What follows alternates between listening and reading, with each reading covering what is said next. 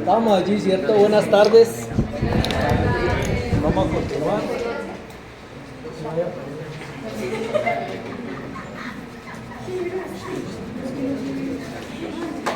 ¿No hay forma de abrir esa ventana ahí? Por favor, porque es que nos cocinamos acá. Ya habíamos descrito las generalidades de las funciones que cumple la unidad microcirculatoria. ¿Cierto? Hablamos del control del sistema nervioso, del sistema hormonal, de los metabolitos de acción local que quedaron ahí en stand-by, que ahora se los menciono, la respuesta miogénica, el intercambio, y decíamos que nos íbamos a demorar un poquito en la filtración y absorción, y el retorno venoso. Es como que lo que nos falta de circulación. Entonces, en cuanto a los metabolitos de acción local, aquí están como los más importantes. Todos esos que ustedes deben conocer, deben saber y no se les deben olvidar nunca.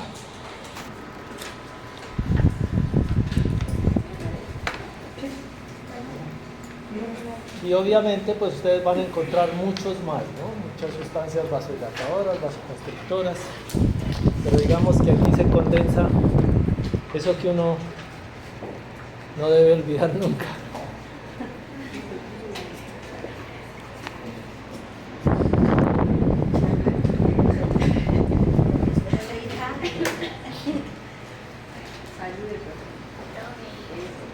Ahí coge. No.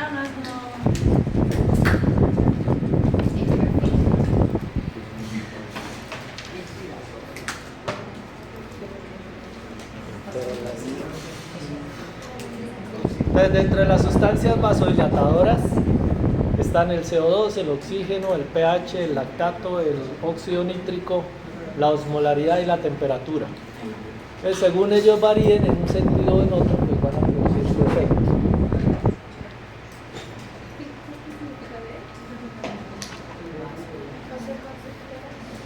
Estos son vasodilatadores. Cuando aumenta la presión parcial de CO2, cuando aumenta la presión parcial de CO2, se induce vasodilatación.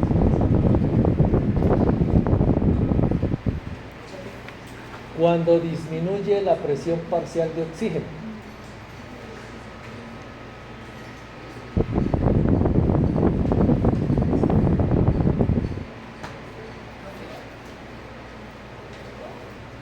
nada. Son sustancias vasodilatadoras clásicas. Cuando aumenta la presión parcial de CO2, cuando disminuye la presión parcial de oxígeno,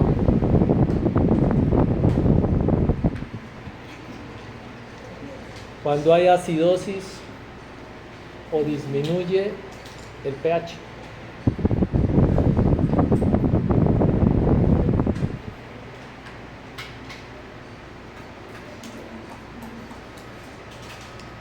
Cuando hay acumulación de lactato.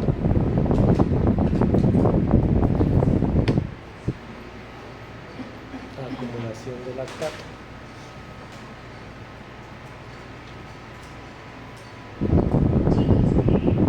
Potente vasodilatador, ¿cómo se llama? El óxido nítrico, ¿no? Potente vasodilatador.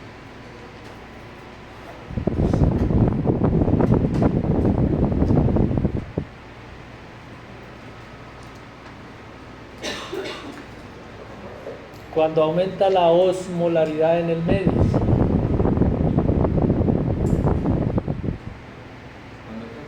Aumenta la osmolaridad.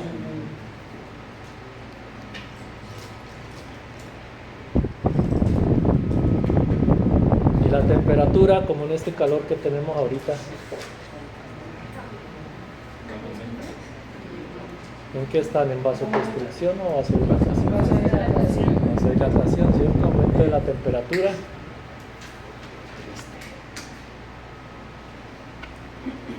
Y vasoconstrictores, la serotonina que la vieron en la cascada de la coagulación. en la fase 1 de la coagulación, fase 1 es que llama. La primera fase de la coagulación. La primera fase de la coagulación es una vasoconstricción que se produce, ¿sí?, por acción de la serotonina. El tromboxano A2 y las endotelinas, que son potentes vasoconstrictores. Endotelinas 1, 2,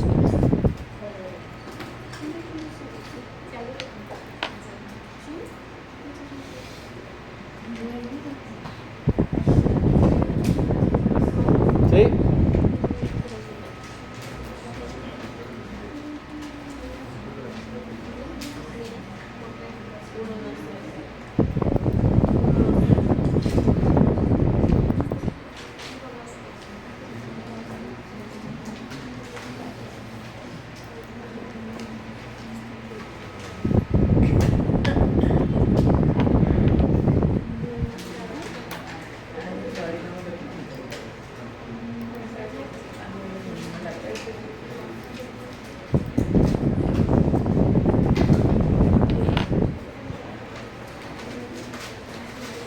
Bueno, la filtración y la absorción es un proceso importante en el intercambio de sustancias.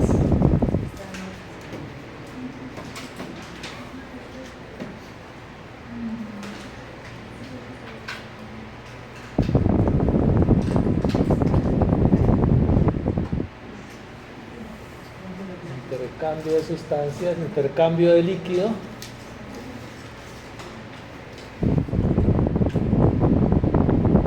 Que se debe a las características físicas que veremos ahora.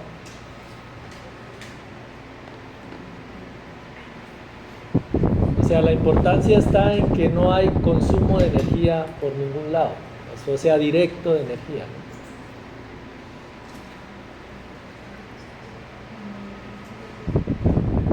¿no? Entonces este muñequito me está representando la unidad microcirculatoria de la cual venimos hablando.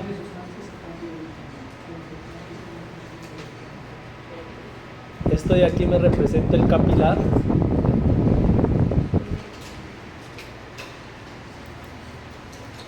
Aquí está el capilar. Por este lado, el sector arterial del capilar.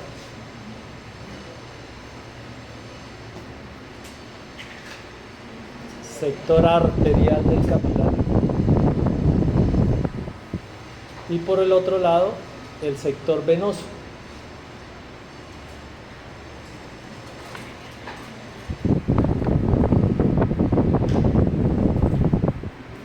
Entonces el líquido fluye de un lado hacia otro, como muestra la flechita, desde el sector arterial hacia el sector venoso.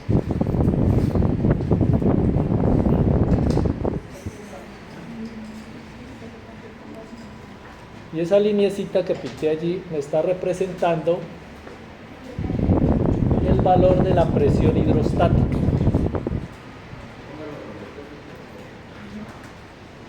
El valor de la presión hidrostática.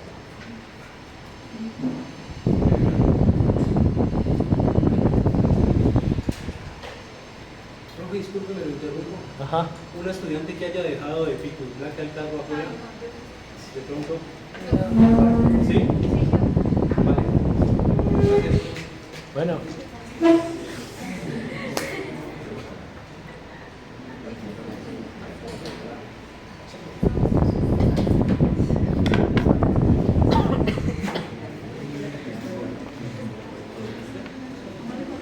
Entonces les recuerdo,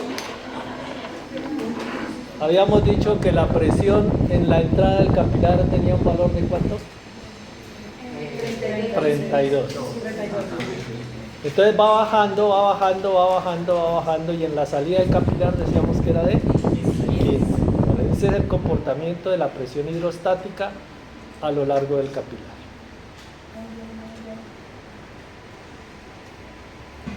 Y es una fuerza que tiende a sacar líquido del capilar.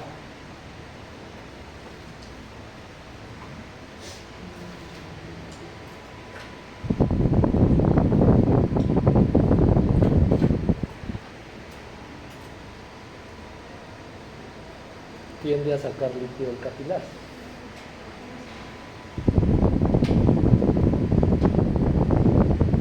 Y se debe pues a el efecto que tiene una columna de líquido sobre su recipiente.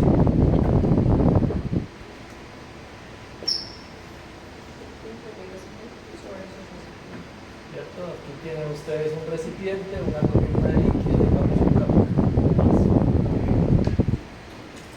Este líquido ejerce una presión sobre la pared.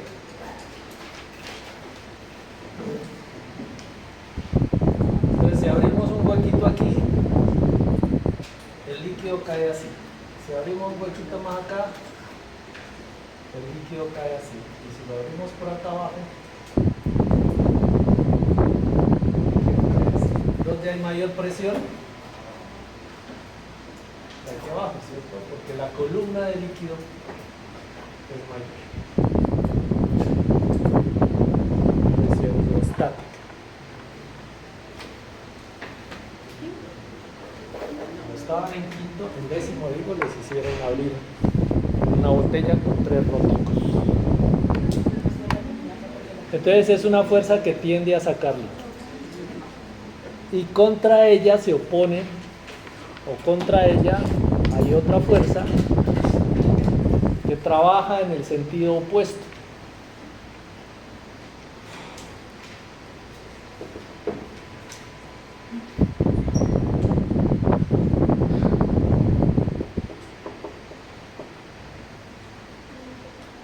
Que trabaja en el sentido opuesto.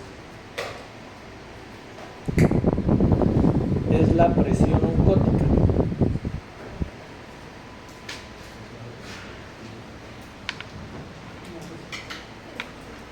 La oncótica es la presión que trabaja.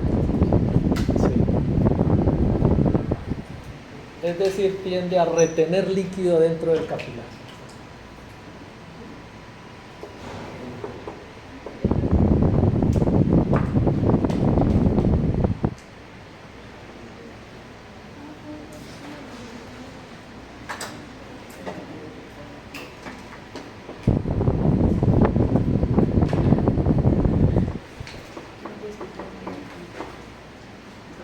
La encuentran así también.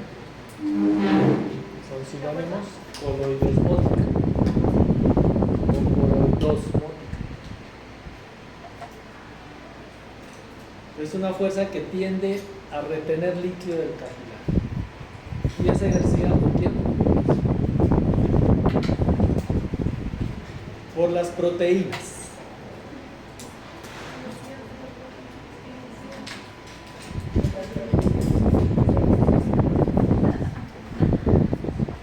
Las proteínas.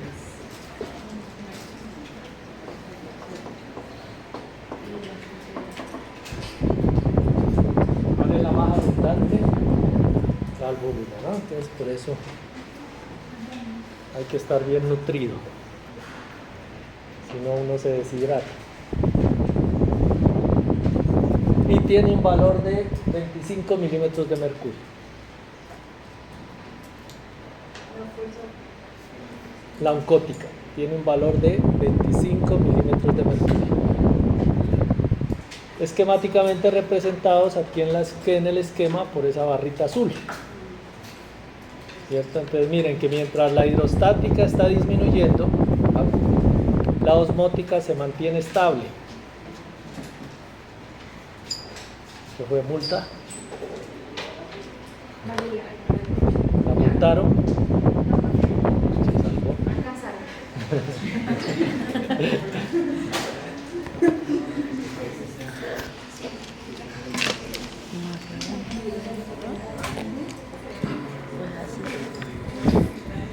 Ustedes no están copiando.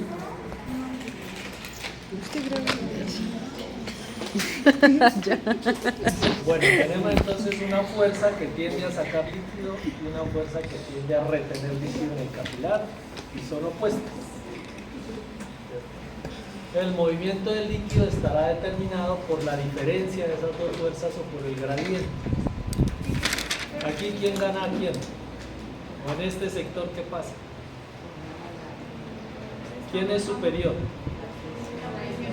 La presión hidrostática supera a la oncótica. Acá tiene un valor de 32 y aquí 25. Entonces el agua sale o entra.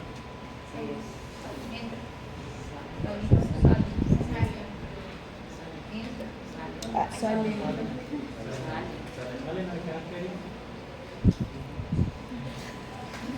No es por eso.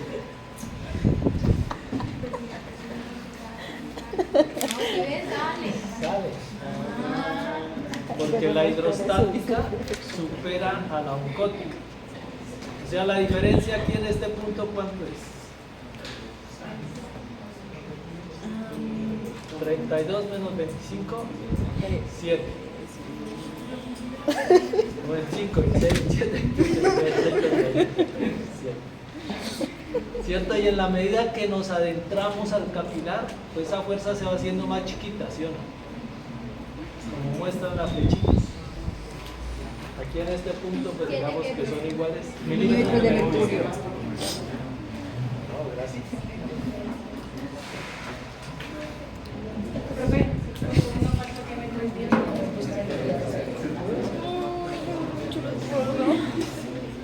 A mí me pueden buscar. Menos para cambiar.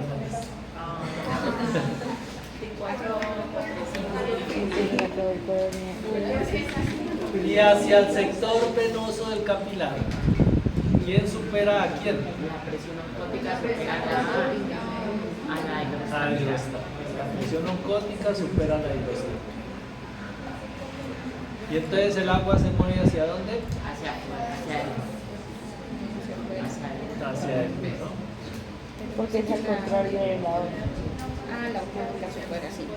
Pero ¿por qué no te No porque está no porque está Profe, es menor a ese. la presión oncótica sería Bueno, la hidrostática es menor.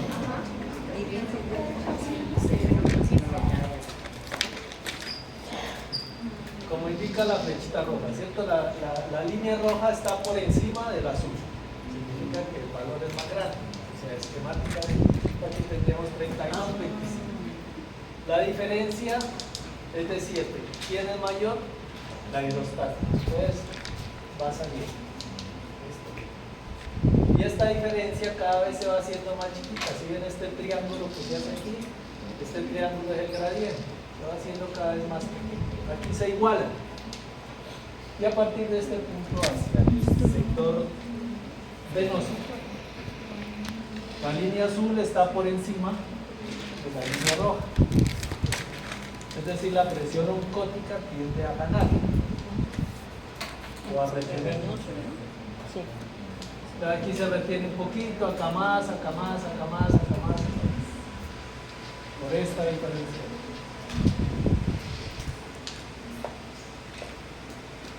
Las líneas rojitas me están representando la filtración, a eso le llamamos filtración. Y las líneas azules me están representando la absorción.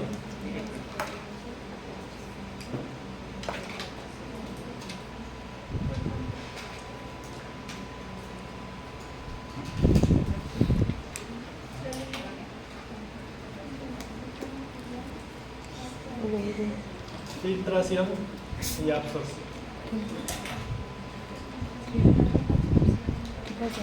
Porque el notificación de todo la copia. No entiendo nada.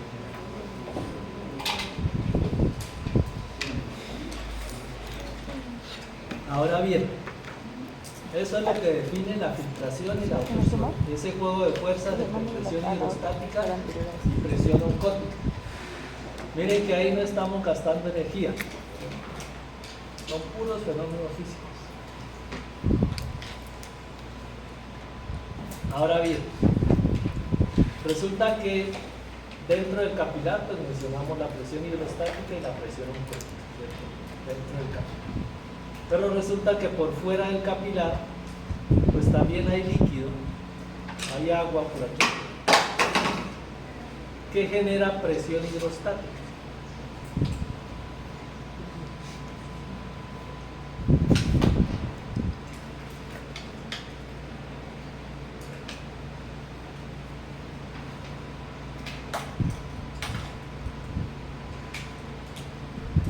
también tenemos proteínas por fuera del capilar que estarán generando la presión oncótica.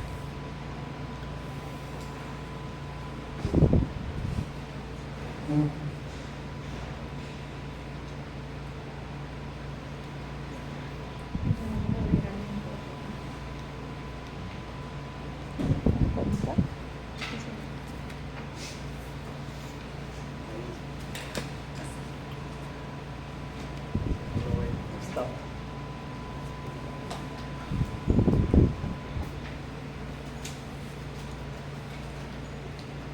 En el intersticio, repito, tenemos líquido que genera presión hidrostática, la I es de intersticio, y tenemos proteínas que generan presión oncótica intersticial.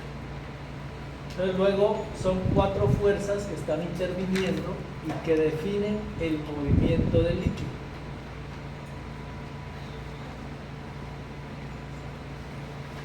Se conoce también como ley de Starling.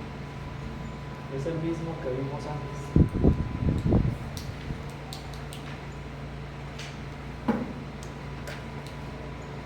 No era el hijo, creo, una cosa así.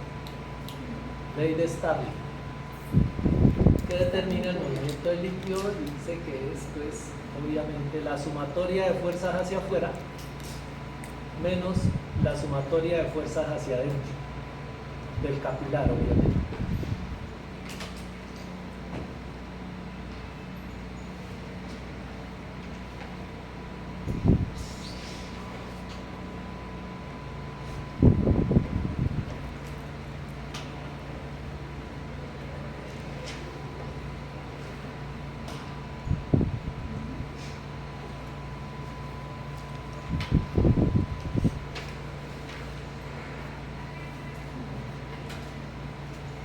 Entonces ustedes escriben aquí en este paréntesis las fuerzas hacia afuera y aquí las fuerzas hacia adentro.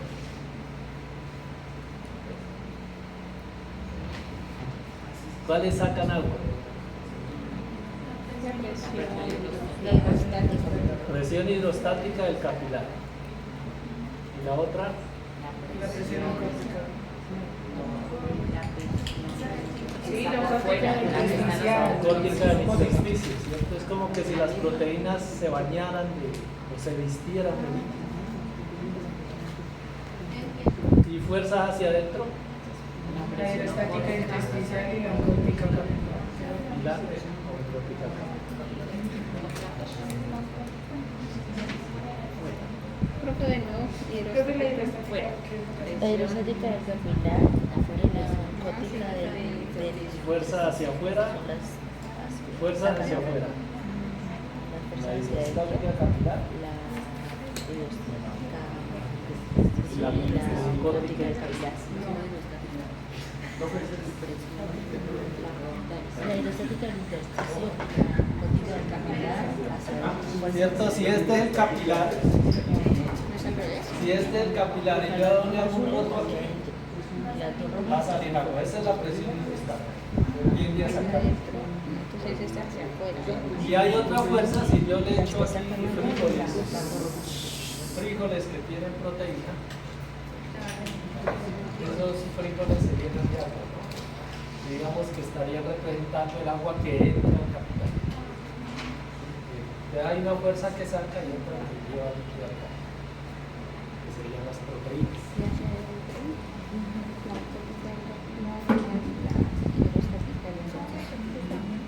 Y fuerza hacia adentro.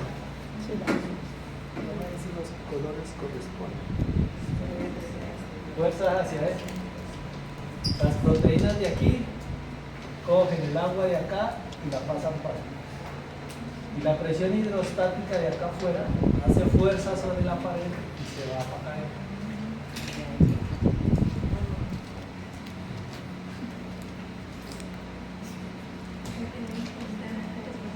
Ustedes escriben allí. Presión hidrostática capilar más presión oncótica del intersticio. Y acá, presión hidrostática del intersticio más presión oncótica del capilar. Sí. Fuerza hacia afuera menos fuerza hacia adentro.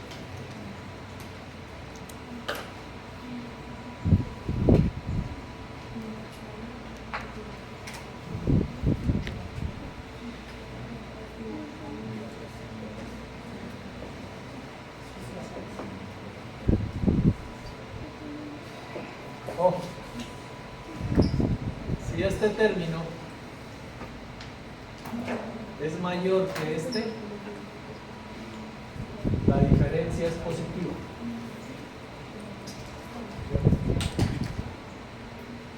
Espera, profe, otra vez.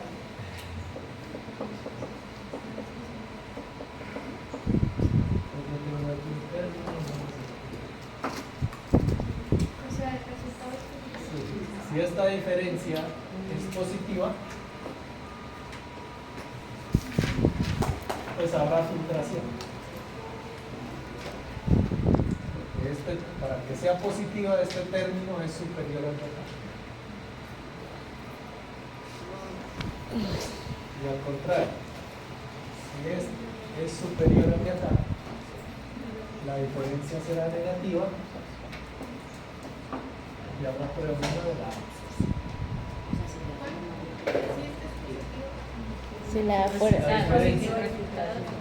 No. O sea, si la Si la diferencia sumatoria es de negativa. afuera es mayor a la sumatoria de adentro, la diferencia es positiva. Si la diferencia es negativa, ¿qué hay? abscisión. Por eso, si la fuera es mayor que adentro. Por eso es positiva. Ah, sí, sí, sí. Y si La de adentro es mayor que afuera, es negativo, o sea, pues, Profe, pues, lo que está diciendo solamente es la sumatoria de las fuerzas. Sí, o sea, ¿cómo es? Si la de afuera es mayor que la de adentro, que la de adentro. la diferencia es positiva. O sea que si este término hacia afuera es superior que la sumatoria hacia adentro, Mejor dicho, si el resultado es positivo, Es. hay filtración, si el resultado es negativo, hay absorción.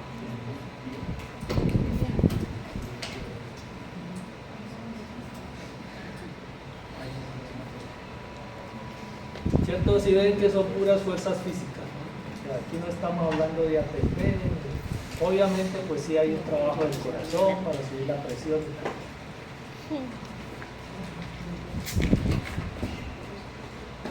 ¿Y por qué es importante todo eso? ¿Por qué es importante entenderlo?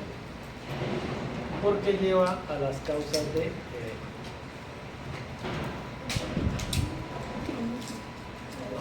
edema o inflamación. Entonces van a acompañar toda su vida a gente con inflamación, con dolor, con sufrimiento, con muerte. Todo eso que les gusta a ustedes. Sí, lo decía así como para aterrorizarnos. Y eso que les gusta. Eso que les gusta a ustedes.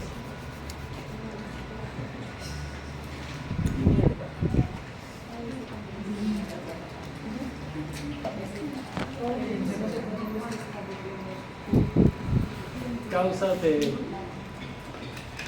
cuando aumenta la presión hidrostática en el sector arterial,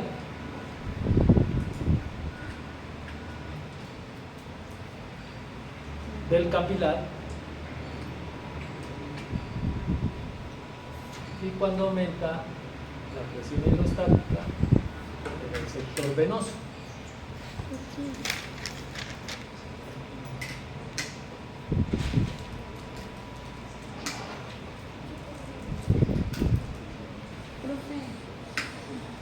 Pero la presión hidrostática en el sector arterial no produciera la salida de líquido.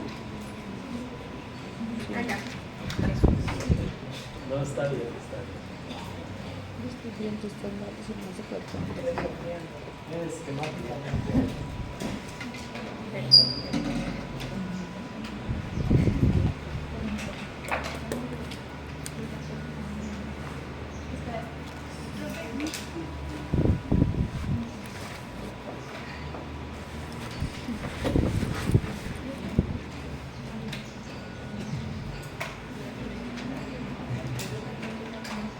Esto va así. Arteria, la unidad microcirculatoria o arteria capilares. Por aquí en el capilar es donde se filtra o se absorbe. Esto tiene una presión. Hemos dicho que aquí es de 32. Y acá en la salida, si esta presión hidrostática sube, digamos que a 38 o a 40, o sea, ¿eso qué favorece? Que salga líquido. El líquido se queda acá produciendo edema. Entonces, si tienen un hipertenso, eso es lo que le pasa. Esta presión se sube y por eso se les hinchan los pies. ¿Sí? Igual, si la presión sube acá, si hay un corazón que no trabaja bien, que no bombea lo suficiente, la sangre se estanca. Entonces la presión sube. 18, 19, ¿y eso qué favorece? Tienen un problema hepático, la sangre no sube. Entonces todo aquello que lleve a aumentar la presión de aquí o aumentar la presión de acá, pues va a producir edema. Ya ustedes en clínica empiezan a asociar, sí, allá me quiero sacar.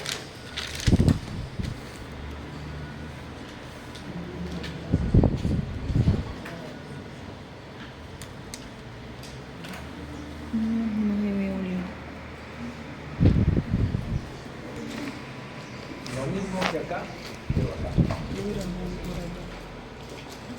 Tenemos la presión hidrostática y la presión oncológica. Pero ahí voy a simular que aumentó la presión hidrostática. ¿Lo vieron?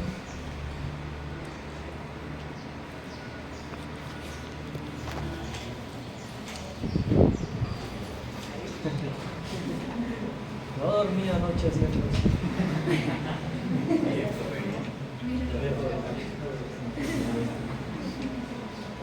Entonces miren el gradiente o este triangulito de aquí. ¿Sí ven que esta diferencia creció? Y esta de acá disminuyó.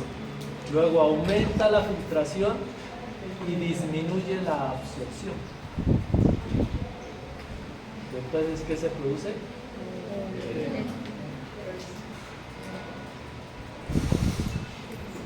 ¿Confirmó? No están los videos. Crece la filtración y disminuye la absorción.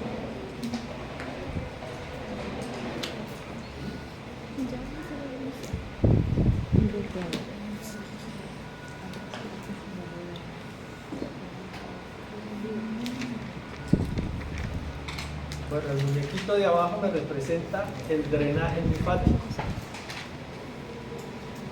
¿No alcanzó?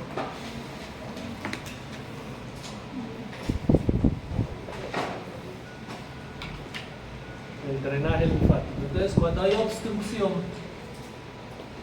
de esa cañería, del drenaje linfático,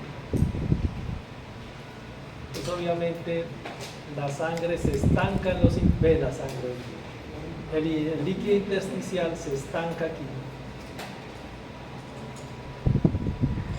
causando también inflamación. Entonces hay un trauma, un tumor, una infección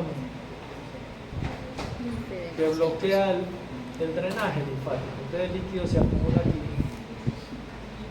produciendo edema.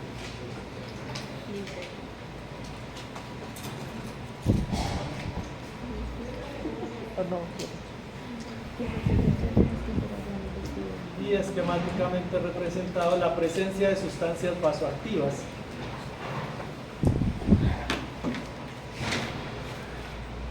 que aumentan la permeabilidad vascular. Aumentan la permeabilidad vascular.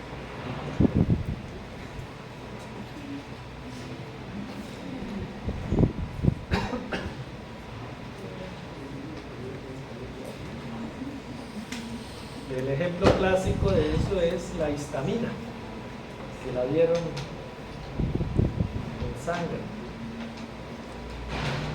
producida por los basófilos o mastocitos.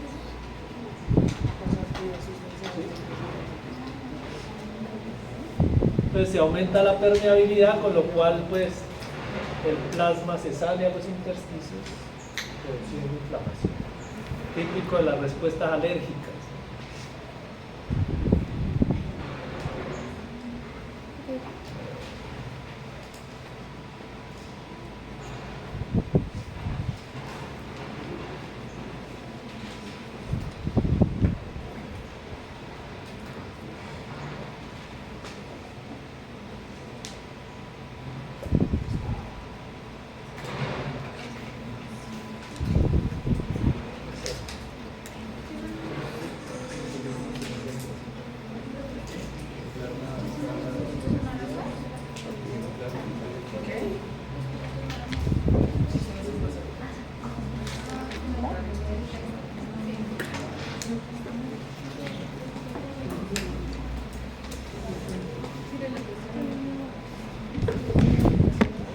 Y en la otra función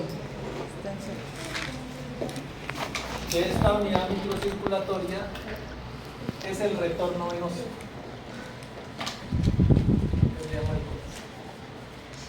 El retorno venoso. Siempre decíamos que esta estructura actuaba como una llave de paso que iba a permitir el mayor o menor flujo desde el sector arterial hacia el sector venoso, dependiendo de si esto se abría o se cerraba.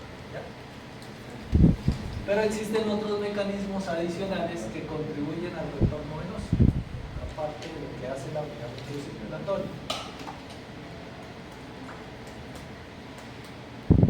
Tres mecanismos, en esencia. Primero,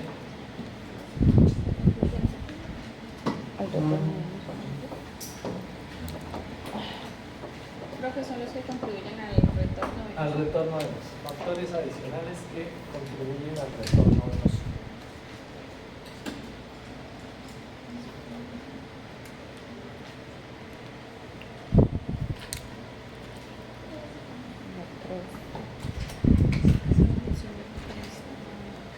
Yo no estaba segura.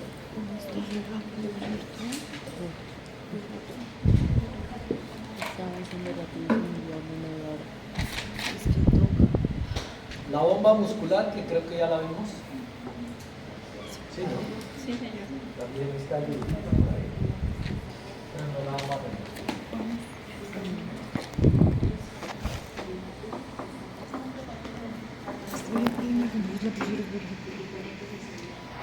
La bomba torácica.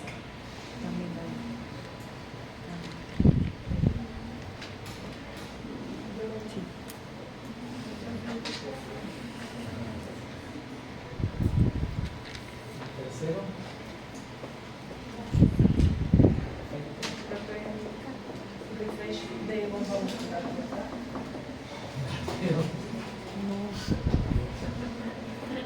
Hay que avanzar. Refresh. Gracias.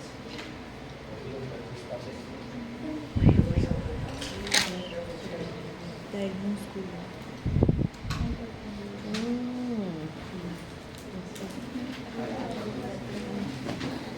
De las válvulas.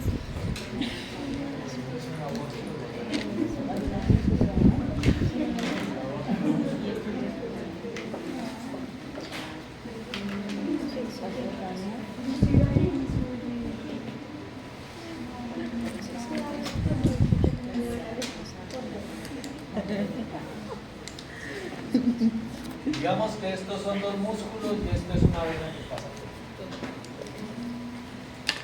Decíamos que cuando el músculo se contrae, comprime los vasos.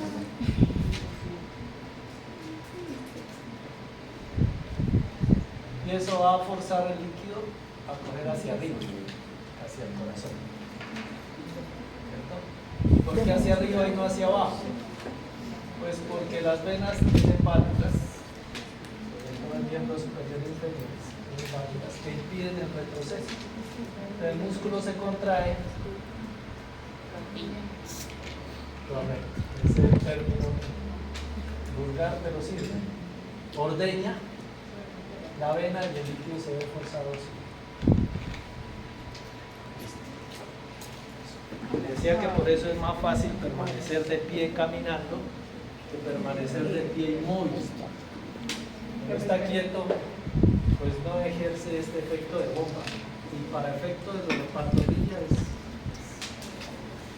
es muy bueno, es muy efectivo en el retorno de músculo.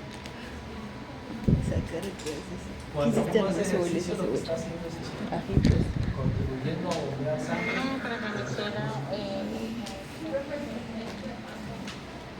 ¿Lo borré?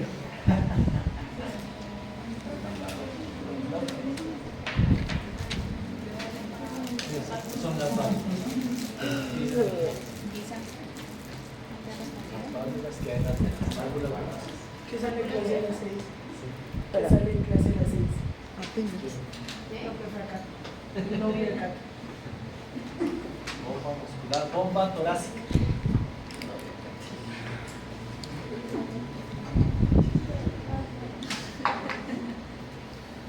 La bomba torácica.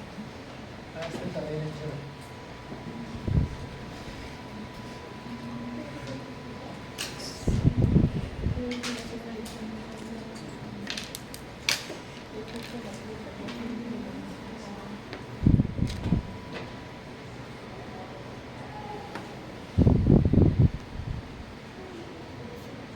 ¿Es la torácica? Sí. ¿Cierto? Tenemos el corazón, la vena cava inferior. Entonces resulta que cuando inspiramos,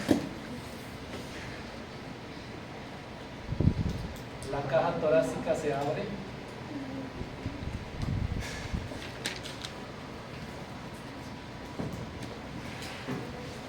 Y el diafragma baja.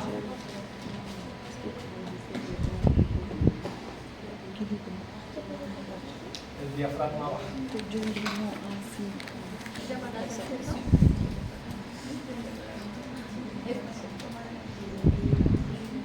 Inspiración es tomar aire. Entonces la caja torácica es esta. Las costillas se proyectan hacia arriba y hacia adelante.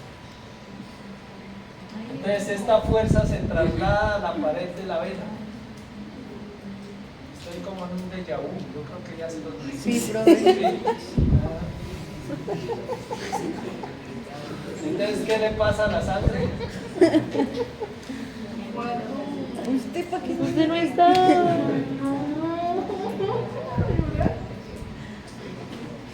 Entonces la sangre sube al Y lo de la expiración también lo vimos. No, eso sí no. Ahora sí. Entonces durante la inspiración sube, durante la expiración, pues la caja torácica se cierra Con eso. De respiraciones que se me olvidó, ya como que lo dije. y el diafragma sube y se comprime la vena. ¿Y qué le pasa a la sangre? No sube. Se calma la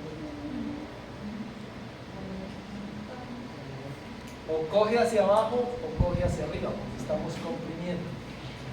Pero como tenemos válvulas aquí, entonces sube. Es decir, los dos efectos contribuyen al retorno de luz, tanto la inspiración como la expiración.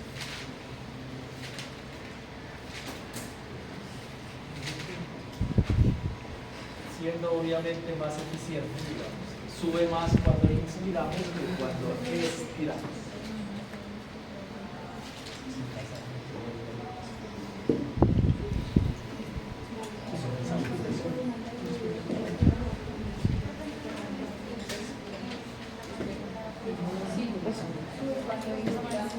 Sí, sube más cuando inspiramos que cuando expiramos.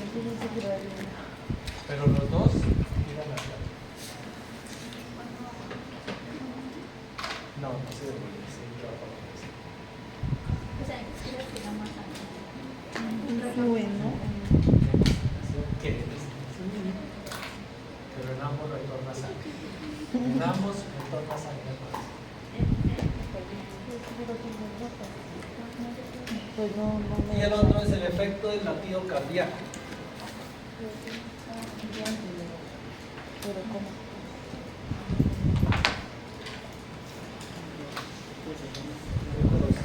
Pues es que esas todas las noches.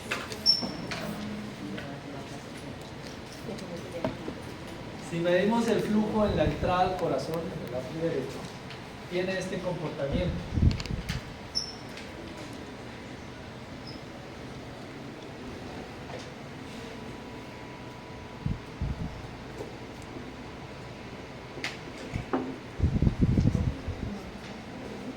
Tiene un primer pico y un segundo pico. El primero se llama flujo mayor y el segundo flujo menor.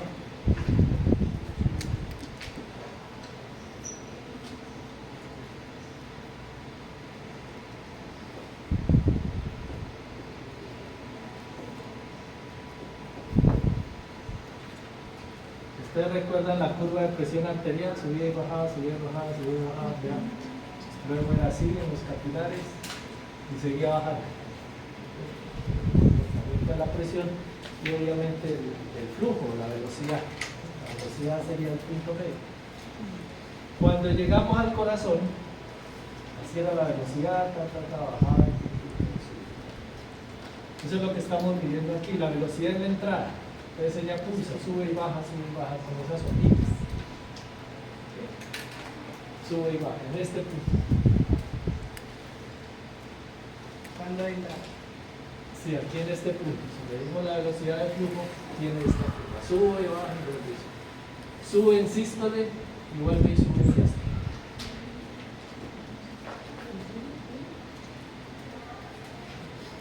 En sístole y diástole.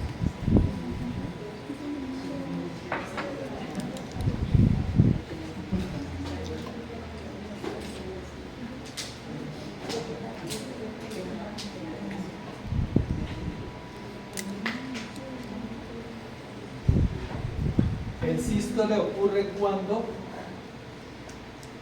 el plano de las válvulas ventriculares se mueve hacia el ápice.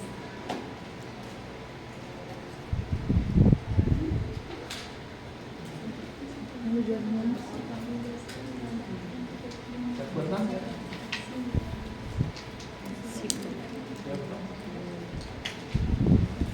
Entonces ejerce un efecto de succión.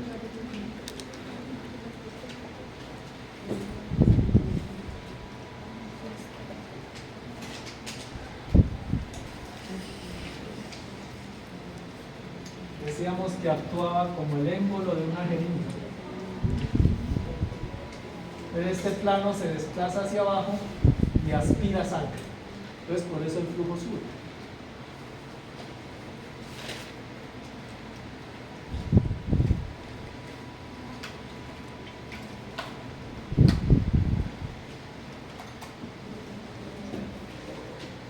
Y el flujo menor ocurre en diástole.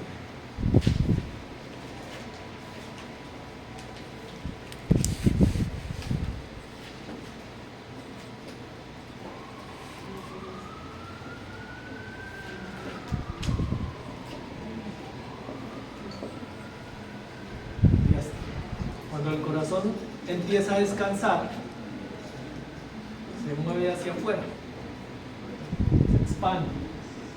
Digamos que esto está cerrado. Imagínense que las válvulas están cerradas. Cuando el corazón se abre, eso hace que las válvulas se abran bruscamente y ese movimiento de expansión que hace el ventrículo aspira sangre, produciendo el flujo menor. Entonces miren, el corazón lleva sangre hacia la aurícula. En sístole, por este movimiento. Y en diástole, cuando descansa, cuando se abre, lleva otro poquito. Es decir, el corazón trabaja en sístole y trabaja en diástole. O sea, cuando descansa, trabaja. No. Ese es crecimiento muscular. Ese es crecimiento. Crecimiento que se alarga o crece la masa. Pero este del fenómeno es como cuando ustedes cogen, ¿cómo les digo? Una botella plástica.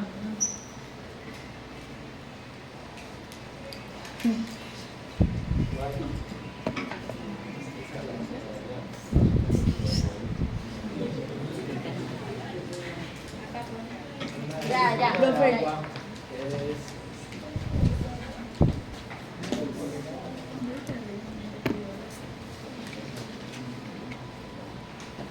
Tengo la mano hinchada. Imagínense que este es el ventrículo que va a empezar a descansar. Y ahí se contrajo ya, ¿cierto? Ahí se contrajo. Pero cuando se abre y se expande, va a entrar aire. ¡Ah! ¿Sí? Eso queda ahí, ¿cierto? Aquí él se abre y entra aire. Y ahí Esto aspira la sangre. aspira sangre. La etapa proteica.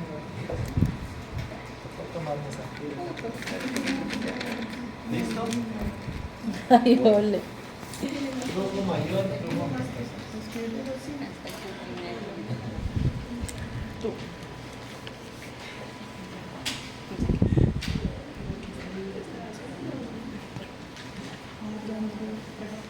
Hasta ahí vamos con el retorno de eso.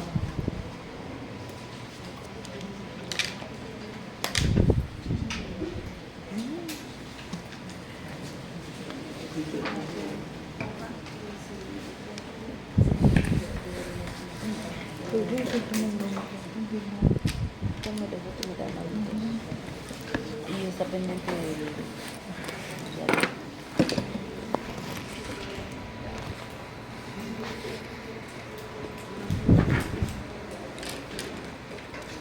Bueno, integración mecánica circulatoria. Esto, pues, esto es muy amplio y muy claro. Pero les voy a hacer un resumen chiquitito.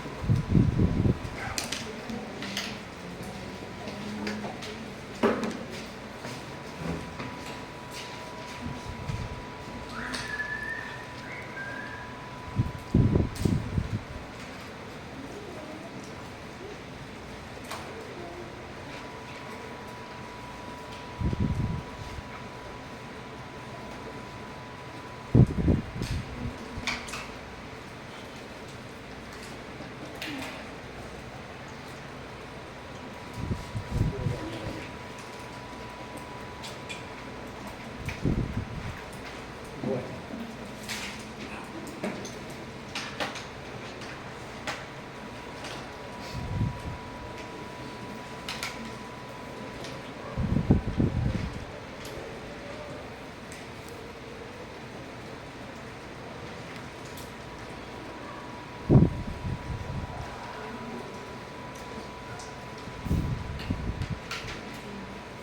Bueno, este modelo deja ver más o menos pues la estructura de las arterias y las venas. Este muñequito de aquí me representa el corazón, por acá el sistema arterial con paredes gruesas, las flechitas estarían señalando la elasticidad de las arterias, recuerden que son elásticas, regresan rápidamente a su condición de reposo. Por acá los capilares y acá las venas o vasos de capacitancia que reciben volumen.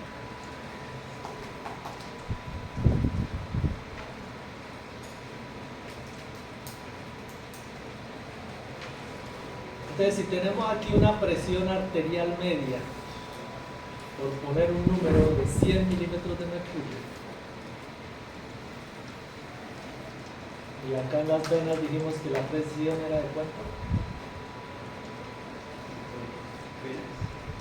Las venas, acá en la entrada al corazón, 2 milímetros de mercurio. 2 milímetros de mercurio.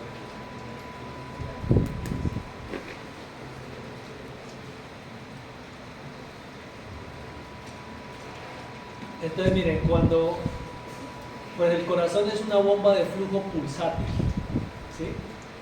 Se contrae y se relaja, se contrae y se relaja. Eso le llamamos una bomba de flujo pulsátil.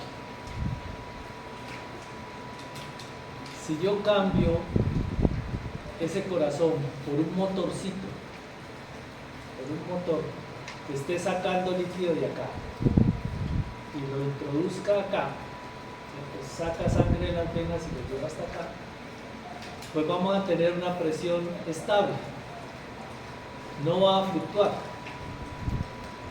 ¿Qué sería el equivalente a la presión arterial media? ¿Listo? Digamos una presión de 100, 102, un valor estable, y una presión de eso. Si yo paro, si yo detengo este motor,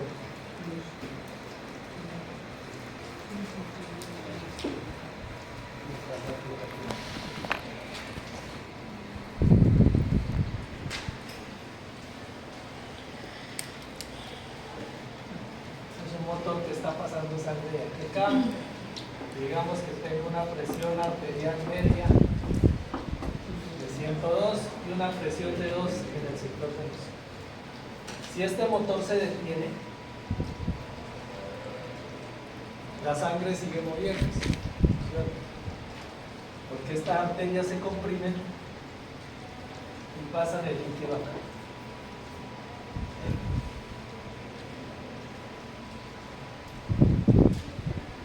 ¿En qué valor se equilibra?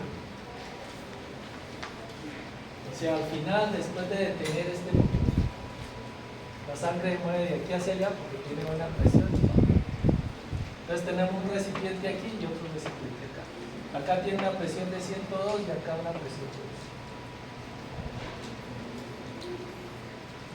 2. ¿Qué es lo que ocurre en el paro cardíaco? ¿En cuánto se equilibra? Hagan la cuenta.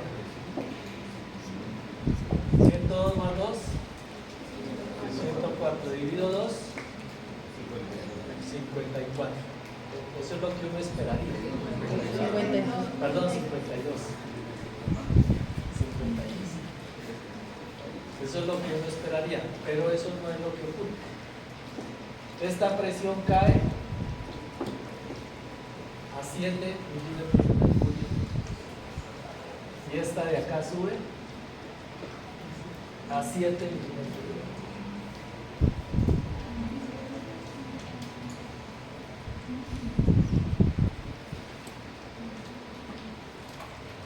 Se conoce como presión sistémica media.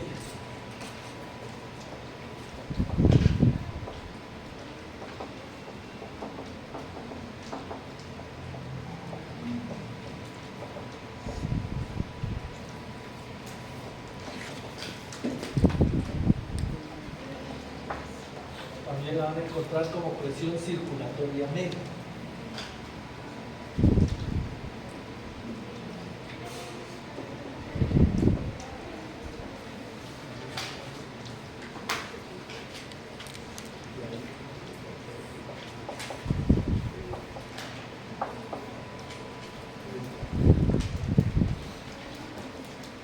Es la presión que existe en el sistema cardiovascular cuando el gasto cardíaco es igual a 0.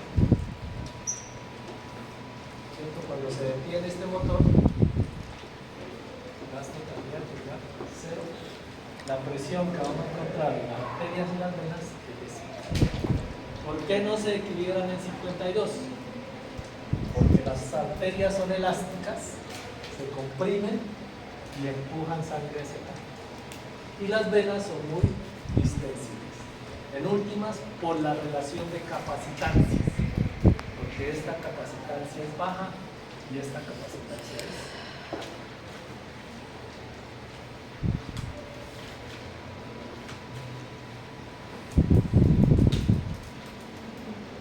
¿Listo? Entonces, cuando ustedes se mueran, esta va a ser.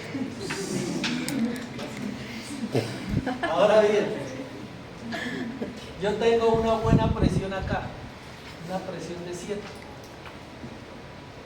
Si yo echo a andar este motor, ¿cómo será el gasto? ¿Malo o bueno? Malo. Si la presión subió, voy a empujar más sangre hacia el corazón. Entonces voy a tener un buen gasto. Con buena presión aquí, voy a tener buen gasto. Me va a llegar buena cantidad de sangre. Luego,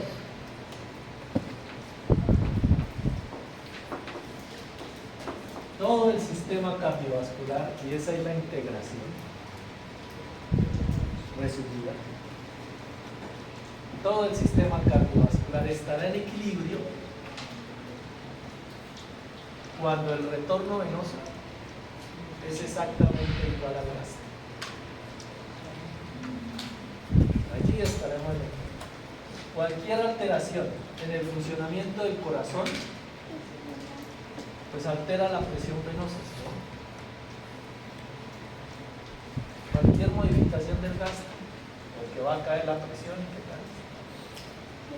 Va a modificar la presión venosa.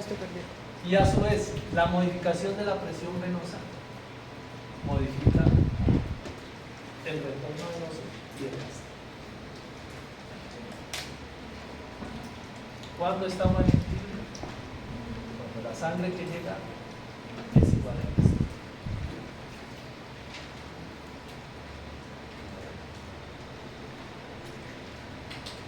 Es decir, el trabajo de los vasos y el trabajo del corazón debe estar perfectamente acoplado.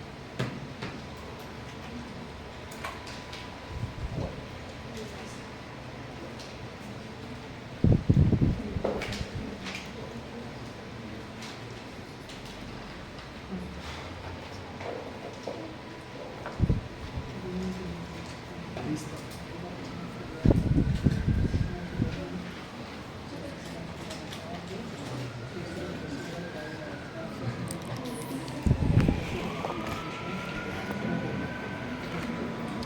¿Paramos o seguimos? Paremos. Bueno, paremos. Vamos a tomar café.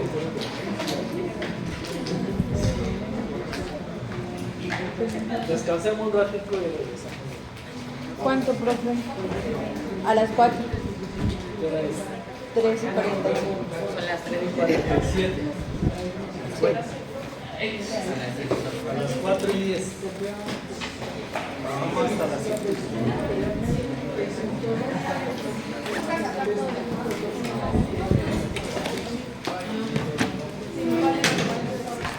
Corte.